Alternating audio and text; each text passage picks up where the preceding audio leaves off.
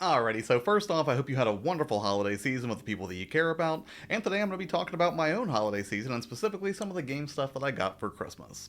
Now, I would love to say that during that 2 week break that I took from YouTube to just kind of enjoy the holidays and get some downtime, that I really just played video games the entire time, but in truth, I didn't. I actually spent a fair amount of that time kind of prepping editing drives for this year's, YouTube content, generating a bunch of ideas, capturing gameplay footage for upcoming videos that I'm working on, so I think I had a pretty good mix of like relaxed downtime and then also being somewhat productive. But with all that being said, let's go ahead and talk about what the video is actually about, and that would be some of the game stuff that I got for Christmas. And the reason I say game stuff is because a couple of the things that I got for Christmas actually were not directly games, but they were game adjacent. I think one of the coolest things that I got right here, which I have not built yet, but I'm very excited to, is actually the Lego Game Boy, which is absolutely tremendous, not just because it is, a pretty faithful recreation of the original hardware, but also it has inserts so you can actually have it display either Zelda or Super Mario Land on it, which I thought was pretty great. And I think my plan for actually building it will be just to make an entire ordeal out of it. To that end, I think what I'll probably do is watch the original Mario Brothers movie with John Leguizamo and Bob Hoskins and Dennis Hopper, and then maybe I'll watch The Wizard as well if it takes a little bit longer. I think it's about 500 or 600 pieces. No, it's 421 pieces, so it shouldn't take, hours and hours of time. It's not nearly as hairy as the NES Lego that I got a few years back, but yeah, it's a very, very cool thing. I'm very much looking forward to building it at some point. And again, I'm just going to make a big ordeal out of it, watch some, classic Nintendo movies in the background while I do. Even though those movies from back then I think are pretty objectively bad, subjectively I still find them very charming, and I think that would be a pretty cool way to, have something on in the background while I actually build these. And speaking of Nintendo, I did get two Switch games for Christmas.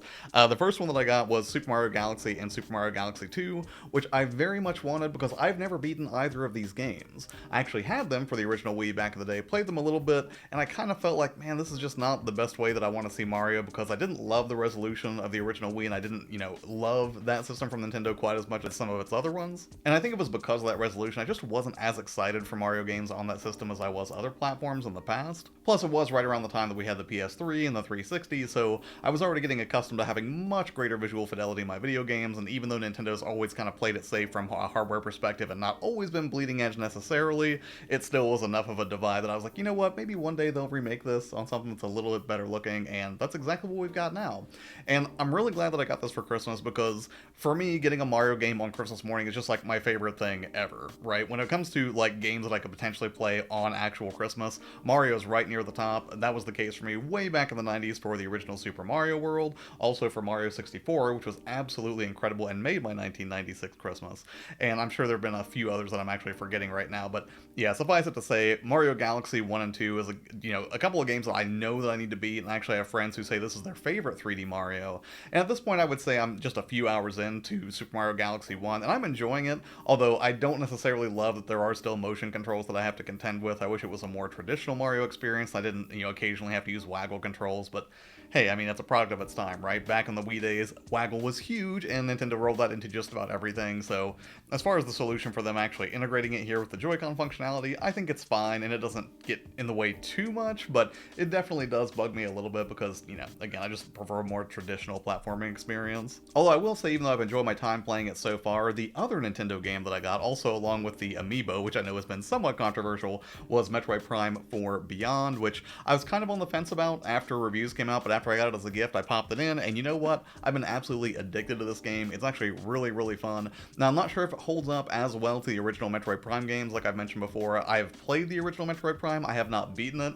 Same goes for 2 and 3, so this will probably be the first Metroid Prime that I'll actually finish, and then I'll probably go back and finish up 1, 2, and 3, starting with that one remaster from last year, I think. And having now spent about 4 or 5 hours with the game so far, I can say I kind of see where the critics were coming from with this, even not having the encyclopedic knowledge of the prior 3 entries. Even though there is an open world of sorts, I wouldn't say it's the most interesting one that I've ever seen, and even though it kind of gives you this idea that, maybe you can pursue the game non-linearly or something like that, or kind of, tackle dungeons in the way that makes sense to you, instead it does look like you kind of have to do certain dungeons in a certain order first, which I guess makes sense considering it is a Metroidvania and all, and one of the hallmark features of that genre is eventually finding abilities that will let you access previously inaccessible areas, so yeah, maybe I was just thinking that the open world was a little bit too good to be true, and in that regard, I guess maybe it was. But despite all that, I'm still having a wonderful time with the game so far. I've enjoyed the combat, the boss fights, those aha moments when I finally solve some environmental puzzle that I've been struggling with. And I gotta say, from both a technical and artistic perspective, I feel like Samus has never really looked cooler than she does right now, and the performance has been absolutely solid for me in both handheld and dock modes. I haven't really done the 120 FPS mode yet. I think I've been stuck at quality, I think because I don't have the right cable to enable that 120 hertz mode, which is odd because I think it does work for my PlayStation just fine, but yeah, that's something I can solve later. But long story short, it is an incredibly fun game, and I think you could probably still enjoy it even if you haven't played the prior 3 Metroid Primes. I know I am, even though I haven't beaten those games. And while I probably won't do a full-blown review on it or anything like that, I can say if you're just looking for a really cool sci-fi adventure to run through, so far I'm having a fun time doing exactly that.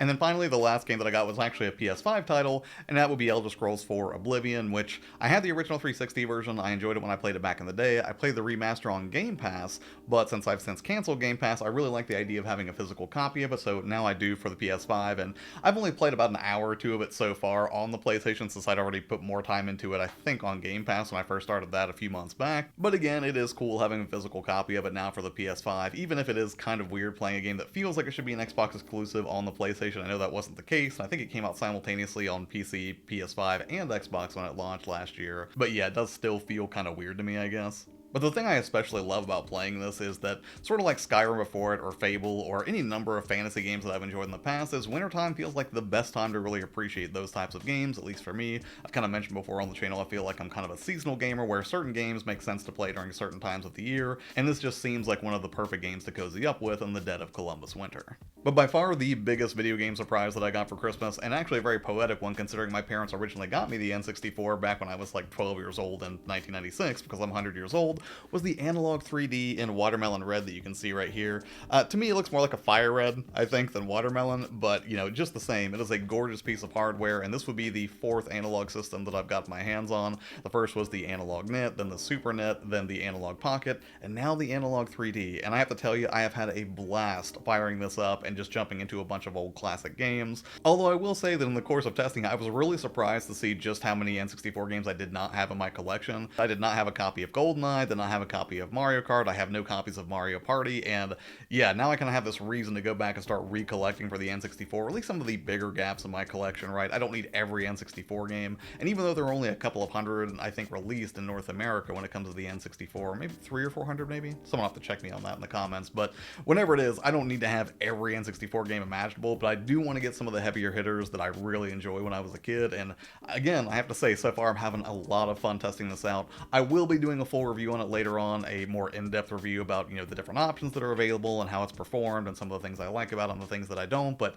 yeah, absolutely incredible gift. Thank you to my genetic precursors for this incredible piece of hardware, because I'm gonna have a great time with it, and I'll probably end up making 2 or 3 videos just on this alone in the coming months. But I think that's gonna be it for this one. Just a quick look at the video game stuff that I got for Christmas, but hey, what about you? Did you get any new games this Christmas? And if so, I would love to hear about it in the comments below.